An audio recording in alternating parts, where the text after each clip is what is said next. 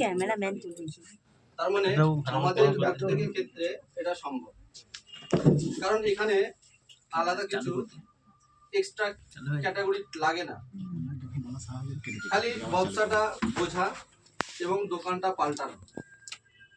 আর এই রকম meeting training এর মাধ্যম যদি শেখা যায় কিভাবে ইনকামের জায়গাটা বড় করা যায়, তাহলে আমাদের যে নিজের ইনকাম আছে বর্তমানে, আর পাশাপাশি যদি সম ইনকাম এই প্ল্যাটফর্ম থেকে আসে, তাহলে আমাদের জীবনযাত্রায় একটু পরিবর্তন আসবে না? আসবে না?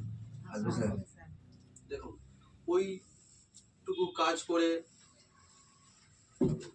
এবারে আমি যাকে ইনভাইট করব এখানে, তিনি কলকাতা বজবজ থেকে এসেছেন, আর পেশায় উনি একজন খুব বড় মাপের থেরাপিস্ট। এমন নয় যে এই প্ল্যাটফর্মে 1 লাখ টাকা ইনকাম করার জন্য উনি এসেছেন, উনি অলরেডি ওই টাকাটা ওই ফিল্ড থেকে ইনকাম করতেন। আমি যখন প্রথম ফিজিওথেরাপি শিখতে যাই, তখন শুনেছিলাম যে ফিজিওথেরাপি দিয়ে মাসে 1 লাখ টাকা ইনকাম করা যায়। আমার প্রথম বিশ্বাস হয়নি। তখন যেখানে শিখছিলাম ওইখানে প্রফেসর বলছিলেন যে এই হলের মধ্যেই একজন উপস্থিত আছে যিনি 1 লাখ টাকা ইনকাম করেন।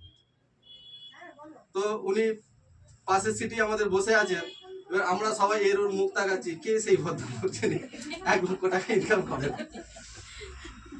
তো তখন বিশ্বাস হলো যে তাহলে এখান থেকে করা যায়। তারপরে যখন উনি উঠে দাঁড়ালেন, আর কোনো পেশায় যদি কেউ সাকসেসফুল আর আপনি নতুন সেই কাজটা শিখছেন, তাহলে তার সাথে আপনার অ্যাট্রাকশন বাড়বে না? বাড়বে না? আপনি চাইবেন না যে ওনার যে গুণগুলো আছে সেগুলো অ্যাবজর্ব করার? এখান থেকেই শুরু, আর এখান প্ল্যাটফর্ম এখন পর্যন্ত ওইভাবেই চলছে। তো দেখুন, ওই প্ল্যাটফর্মে উনি কেন সিদ্ধান্ত নিয়েছিলেন সেটা যখন আমার সাথে উনি শেয়ার করেন, বা আমাকে যখন এই সুযোগটা বলেন যে তুমি যে পেশায় এসেছো, ওইখানে যারা করে গেছে অলরেডি এই পেশায়, মানে যারা বয়স্ক, মানে যাদের ফিজিওথেরাপি নিয়ে যারা সারাটা জীবন কাটিয়েছে, উনি বলছেন আমার লাইফ দিয়ে আমি দেখেছি তাদের শেষ পর্যন্ত লোকের কোমরের হাঁটুর ব্যথা সারাতে তাদেরই হাঁটু কোমরে বেঁকে যায়। তো যদি আমরা ওই একই রাস্তায় যাই, তাহলে আমাদের কি আলাদা কিছু ঘটবে না? একই অবস্থা হবে।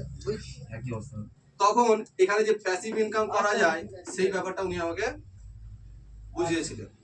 আমিও বুঝেছিলাম যে যখন আমরা কাজ করতে পারবো না, আচ্ছা তার আগে একটা কথা বলুন তো, আজকে আমরা যতটা পরিশ্রম করি 10 বছর আগে তার থেকে অনেক বেশি পরিশ্রম করতে পারতাম না? পারতাম না? 10 বছর পেরিয়ে গেলে এখন যতটা করছি অতটা পরিশ্রম কি করতে পারবো? পারবো না, তাই নাকি? তার মানে আমাদের কর্মক্ষমতা কমলে ইনকাম বাড়বে না কমবে? ইনকাম বাড়বে, কর্মক্ষমতা কমে যাবে। তাহলে ইনকাম কমবে কিন্তু খরচ বাড়বে। তাহলে আমাদের জীবনযাত্রার মান খারাপ হবে না ভালো হবে? তাহলে এখন যা জীবনযাত্রা করছি ওর থেকে জীবনযাত্রার মান খারাপ হবে। এটা আমি বুঝেছিলাম যে এক সময় আমি এতটা পরিশ্রম করতে পারবো না, কিন্তু আমার খরচ অনেক বেড়ে যাবে, কিন্তু ইনকাম কম হয়ে যাবে। পাশাপাশি এই সাবজেক্টটা নিয়ে কাজ শুরু করার কথা চিন্তা করলাম। আর এই কাজই আমাদের স্যার সিদ্ধান্ত ওই জন্যই নিয়েছিলেন যে যখন আমরা কাজ করতে পারবো না, তখন এই সাবজেক্ট যে প্যাসিভ ইনকামটা দেবে, যে কাজটা এখন করে যাচ্ছে সেটা রেজাল্ট যদি তখন পাওয়া যায়, তাহলে তার অসাধারণ ফিডব্যাক হবে না? তো দেখুন, আজকে সে নিজের জীবনযাত্রার বিপুল পরিবর্তন এনেছেন। আজকে তিনি খুব ব্যস্ততম। আজকে যে উনি এখানে এসেছেন, উনার প্রায় 5,000 টাকা থেরাপি উনি বন্ধ করে এখানে এসেছেন, কারণ ওনার একটা অ্যাপয়েন্টমেন্ট পাওয়ার জন্য লোক কিন্তু মুখিয়ে থাকে। তারপরে উনি এখানে এসেছেন, সেই জন্য অসংখ্য ধন্যবাদ দিয়ে ওনাকে হাততালি দিয়ে ওনার মুখ থেকে শুনে নেবো উনি এই এবং কি করছেন, আগামী দিনে কি ভাবছেন, এবং আমার সেটা যদি অ্যাবজর্ব করতে পারি বেটার। আমার নাম হচ্ছে হাবিবুর রহমান।